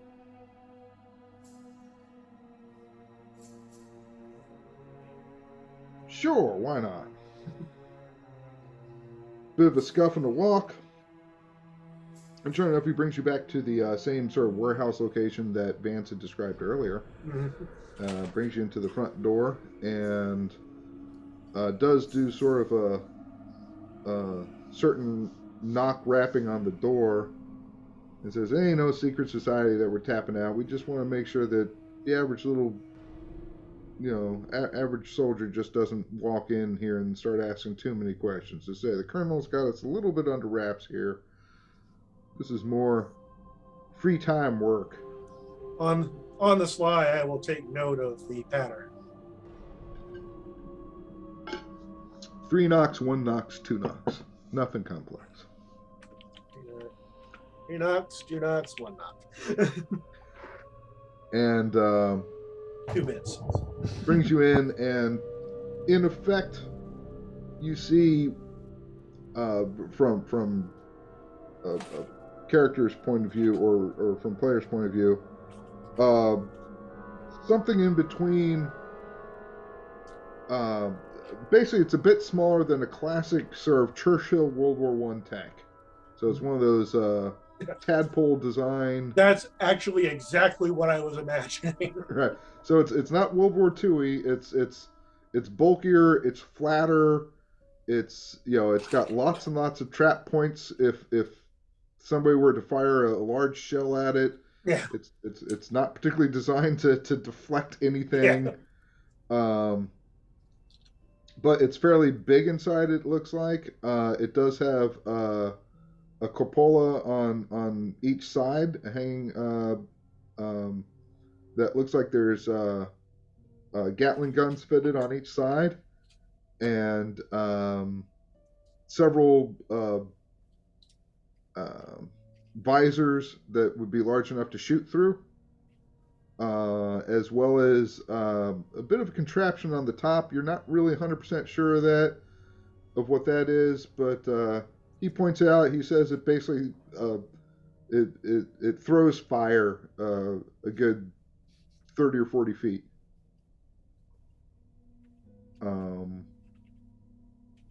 It does not appear to have one lick of suspension in it. Fine. Hardtail. That's right. He even lets you take a little look inside, and there's a whole bunch of machinery gobbly-goo kind of in the back. You can see where it has Machinery gobbly-goo. some hoppers that look like probably where one would have a hopefully a fair amount of ghost rock to fuel, in effect, some sort of furnace-y looking area, and areas for storage of ammo boxes for the Gatlins, and tanks that appear to be attached via piping all the way back to the engine that lead to that fire thrower that you just described. And then up front, sort of a kind of a complex looking apparatus with feet gears and handles and such like that, where there'd be he says that's where the driver would be. And you can see it's a bench space for about 4. You kind of guess you could probably squeeze in 6 if you really wanted to, but it would be, Dangerous. realistically is for whatever, if you were mounting it for quote unquote warfare, so you had one in each, side spoons kind of thing. Or that's not the right term. Spoon, sponson, I know what you mean. whatever the hell they're called. So if 2 people were in there, 1 person up in the cupola, and 1 in the driver, so that'd be 4 people technically. So there'd probably be room for another 4 people. So maybe 6. Hard benches, so you don't even get any suspension there. Rough, uncomfortable as hell looking ride. Well, Lieutenant, I can say in my time in the Army and mountain hunting all over the West, I can definitely say I have never seen anything like this before. Something is overrated. I think the word formidable comes to mind. I just tried to imagine what if one could field 10 of these. It'd be pretty impressive. And it would be. Well, I suspect if the sky is correct, we'll be in touch. Hopefully not too soon, but nice work. Well, thank you. Well, fair enough. I've held you on too long. And hey, well, since he's not there, I think Gustav and I will head back to the dissection in progress. Sure. And you get there. So it didn't take too long. It took a little more time than you thought. There was a lot of sort of things that, he's a man who was very interested in, once it seems like he got you into the warehouse, he kind of geeked out. See this little button it does. Yeah, exactly. Yeah, he kind of geeked out a little bit. But that's okay. He was proud of his thing. Well, Vance, I know what they're building in that shed of yours. Oh, really? Yeah, so ran into a lieutenant who wanted to relay a message to us, and he described what he was building, and I'll describe basically a stagecoach on steroids is what it looks like. It is a formidable piece of equipment. I'll go into a little bit more detail, perhaps when we've hit the trail back up to Dodge. Okay, I'm not spilling any guts in front of the doctor. Right. Let's get on the road. Yeah. Well, you want to get out of Dodge, but in this case, we want to get to Dodge. You want to get to Dodge. And by the way, we're 1 minute from 9. Yeah. So you all managed to, Doctor, you were satisfied that A, the werewolf is dead. B, that it's not just a wolf, nor is it a man. It's somewhere in between. You've written down some good notes. Walt, did you take any drawings of the thing during the autopsy or anything, or? No, I don't. It's one thing to draw the dead wolf. That's not where I'm probably just thinking more of the prose and writing it down as opposed to, trying to sketch it up or anything like that. So okay, fair enough. Walter, make an illustration of the nooks and crannies of the brain here. Check out the striations along there. Isn't that amazing? Herp, herp. Hey, it was my idea to check to see if it was alive. Thank you very much. So That's true. I'm glad we settled that one. But no. But I mean, I am working on my pièce de résistance because in Dodge, I'd like to transmit my next article. On all right. So go ahead and roll your journalism. All right. Oh, I made it exactly with my skill raise. Precisely. I would have missed it last time, but no, I would have spent points, but no. You feel that once you get back into Dodge, to really clean it up, you might want to work on it a wee bit more to add in that extra layer of professionalism that seems to now be My getting discriminating readers want to see. more and more evidently as far as that goes. Um, Hmm. Edward and Vance, I assume you guys were the ones that sort of foresaw to the uh, uh, ridding of the corpse bits. Yeah. Um, I figure what we could do is the guts and everything we could have a meal? No. we could have Ed could take him out in a bucket, and get those or at least work with the whatever you want to call it, the intern or the corporal. Yeah. To collect all that stuff to put into the sickening pit.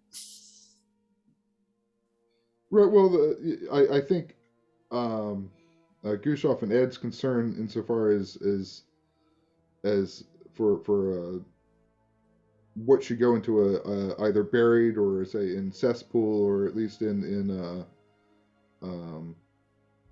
the proverbially speaking overly large size outhouse, right? Is say the scent glands and probably the skin in general. I keep thinking of the one scene in Lincoln where you have the wheelbarrow with body parts going into the mass burial pit. Yeah, if they're done with the autopsy, I'll be more than happy to start breaking the body apart. Okay, yeah. I mean, definitely necessary. The flesh. I mean, luckily with the autopsy, as the doctors were doing it, as they were kind of done examining the heart, they were like splorsh, like that. So, fair amount. Yeah, we're done with this. Yeah, we're now done. Whoop, and so you guys were able to clear out a fair amount of the stuff, really kind of as the procedures were going on. It really, kind of came down to, what to do with, the bones and such, in sort of a very literal kind of sense, as well as the skin. So skin's handled. The bones, I assume you're uh, uh, breaking up the bones. The only thing you really notice about the bones is that you've broken plenty of bones in the past. These are, you're hitting them with, the back of your, the flat side of your hatchet, that kind of thing, just kind of breaking them apart. Boy, they are a lot sturdier. Solid. Yeah. You notice that they're not near as hollow. The amount of not as much sponge. Yeah. A lot of a thicker outer, and then that inner layer of darn it, whatever that's called. Marrow. I knew it was M, but I couldn't remember. Marshmallow. That was Dr. Malin. That's right. It is seemingly not as much. But, for you, whatever. Don't really know how that all works. Compared to other animals. Right.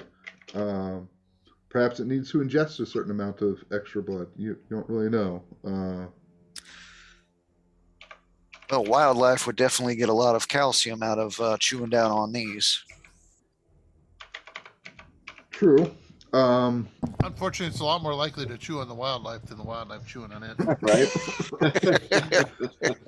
That is so true. And, so I would say probably 20 minutes after the autopsy, really almost enough time to just let Dr. Gabriel finish cleaning up. You have disposed of the body. Let's see here. Ed, give me a scan roll, please. Well,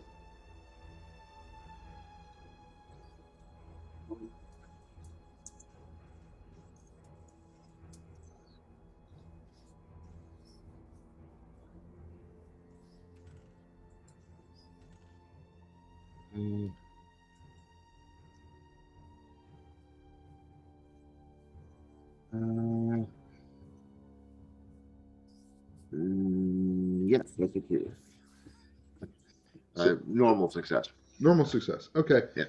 You notice a couple of the soldiers kind of take a little bit of notice of as far as what's this guy shoving a you know normally people don't deliberately put stuff into a cesspool. Right. It is an uncommon thing to do, but most people also don't like hanging out near the cesspool, so Right. they don't seem to take too much interest, especially since whatever you're putting into the cesspool, you get the feeling that they probably went, that's probably not worth retrieving anyway, whatever the hell it is. Because now it is horrible. So you're feeling fairly confident and say, but you did notice a couple people, but but you might mention it back to the doctor saying, hey, there was a couple people, you might, pass the word that, some biologically dangerous stuff was put into the cesspool. Nobody should go near, something like that. Some sort of suggestion. No one to the goes doctor. swimming in the cesspool. Yeah. Not like that they probably were, but you might want to do that. Bathing in the cesspool. Aw. Let's see here. Lastly, Vance. Vance, if you could also give me a scan roll.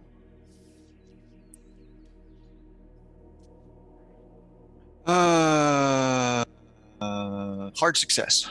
Hard success. Okay, as you all kind of are getting together and sort of preparing for your ride out of town, or out of you're getting out of Dodge to go to Dodge, out of Fort Dodge. We're getting into Dodge. That's right. And the horses have clearly been well fed and curry combed down and such. You're fairly pleased with that. But as you're kind of repacking the horses, you do glance up at the upper windows of Colonel Croker's residence, and you do see a familiar female face, a face that you have seen before in a carriage in Coldwater about a week ago. But to you, the maybe it's a little bit of trick in your mind because you've heard some rumors now about her or whatever, but she does not seem near as alluring as she did when you last saw her. And you think for just the briefest of moments, you see that her skin around her face tighten to the point where it's almost skull-like. It's almost zombie-like.